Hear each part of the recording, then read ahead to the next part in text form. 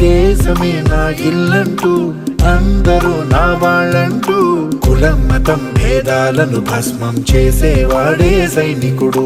చెడు జరగని పగ పెరగని బెదరని గని సైనికుడు, అను పెరుగని రక్షణ బలి చెదరని ముని సైనికుడు. మన ఆయుధాలు ఎన్నెదురైనా ప్రాణాన్ని ఎదురు పంపేవాడు ఒకటే ఒకడు వాడే సైనికుడు.